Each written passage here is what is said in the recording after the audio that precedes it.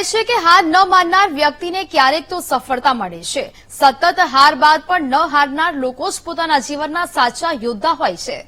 જોકે ચૂંટણી એવી વ્યવસ્થા છે જ્યાં હાર બાદ ભલભલા ઉમેદવારો નિરાશ થઈ જાય છે. પણ તમને વડોદરાના આજે એક એવા ઉમેદવાર સાથે મળાવીએ જેમણે એક બાદ એક 5 વખત લોકસભા અને 1 વિધાનસભા ચૂંટણી હાર્યા છતાં 7મી વખત લોકસભા ચૂંટણી માટે દાવેદારી નોંધાવી છે.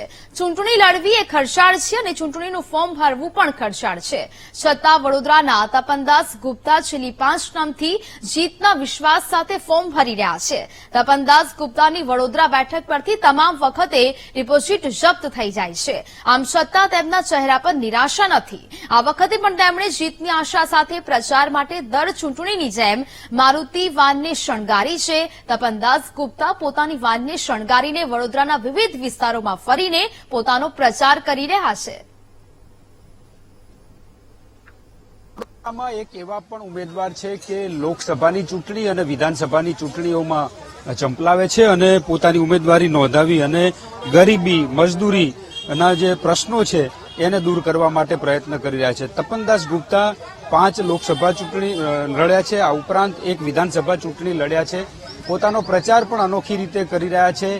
એમના 5 જેટલા સમર્થકો છે અને એમની સાથે એ ચૂંટણી લડી રહ્યા છે. સાથે જ લોકોને જે ગરીબ લોકો છે એમને જઈ અને પોતાની વાત છે રજૂ કરી રહ્યા છે અને પોતાની વાત રજૂ કરીને મત આપવા માટે પ્રચાર કરી રહ્યા છે. ખાસ કરીને અનોખી રીતે પ્રચાર અને હિંમતવાન છે. ચૂંટણી લડવા માટે ફાળો પણ એકત્રિત કરી રહ્યા છે અને પ્રચાર કરી રહ્યા છે. તપનદાસભાઈ, શું કહો છો? અનેક ચૂંટણીઓ લડી, કેટલી ચૂંટણીઓ લડી અત્યાર સુધી? ચૂંટણી લડવા પાછળનું કારણ શું? લોકસભાની ચૂંટણીમાં હું 5મી વખત લડી રહ્યો છું. અમારું જે પક્ષ છે અમે ખાસ માનીએ છીએ કે ચૂંટણી માત્ર સત્તાની રાજકારણ ના હોવું જોઈએ. ચૂંટણી એક લોકલડતની હથિયાર બનવું જોઈએ. એટલે ચૂંટણીમાં મૂડીવાદી પક્ષો ચૂંટાય છે, જીતે છે. કેમ? પૈસાના તાકાતથી. અને એ પૈસા ક્યાંથી આવે છે? એ પૈસા આવે છે આ વખતે ઇલેક્ટ્રોલ બોન્ડમાં સાફ થઈ ગયો કે આ પૈસા મોટા ઉદ્યોગપતિઓ આપતા હોય છે અને ખોટા લાભો કરાવીને આ પૈસા લેતા હોય છે. જે કંપનીઓ કહેવાતી રીતે નુકસાન બતાવે છે, લોસ મેકિંગ કંપનીઓ, એ કરોડો રૂપિયા ફાયદો આપે છે. વેદાંત કંપની કંઈક 150 કરોડ રૂપિયા આપીને 12,000 કરોડ રૂપિયાનો પ્રોજેક્ટ લઈ જાય છે. ફ્યુચર ગેમિંગ કંપની જે આપણાને આ ડ્રીમ 11 કે જંગલી રમીના નામે જુગાડ રમતા કરી દીધા, એ લોકો પૈસા આપે છે. એટલે આ પક્ષો જે આટલા મોટા ઉદ્યોગપતિઓ પાસેથી પૈસા લઈને ચૂંટણી લડે તો ચૂંટાયા પછી લોકોના કામ કરશે એ પ્રકારની ભ્રમ અમારામાં પણ નથી અને લોકો પણ હવે સમજવા લાગે છે.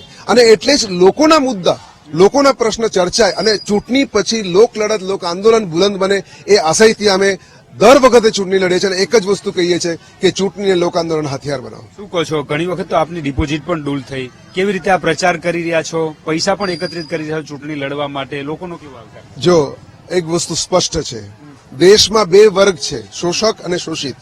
જે શોષક છે એમના પક્ષો અલગ હોય છે, એ ઉદ્યોગપતિઓ પાસેથી પૈસા લઈને લડે છે.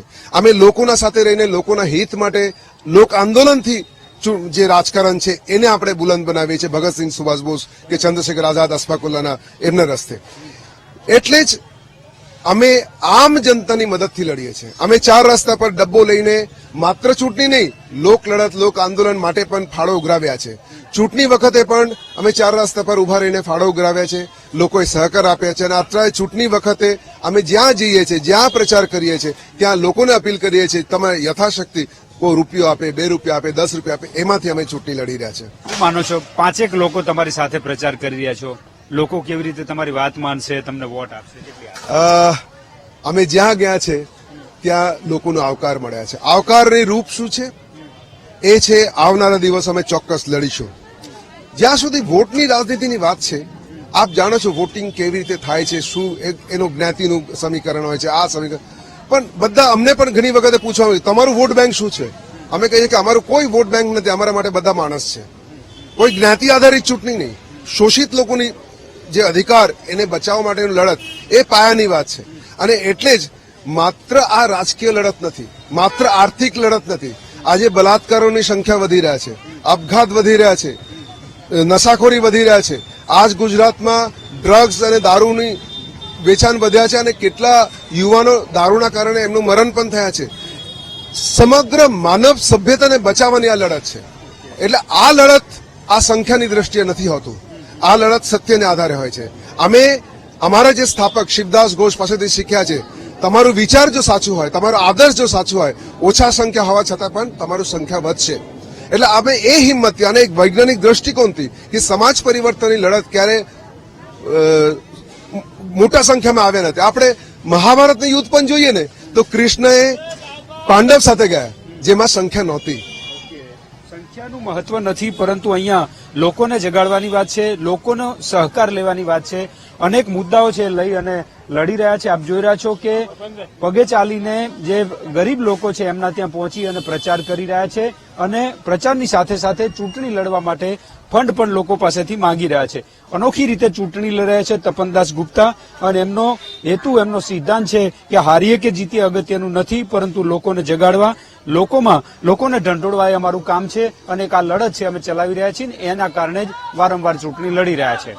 કેમેરામેન કિશોર ક્ષીરસાગર સાથે માનુ ચાવડા, વીટીવી ન્યૂઝ, વડોદરા.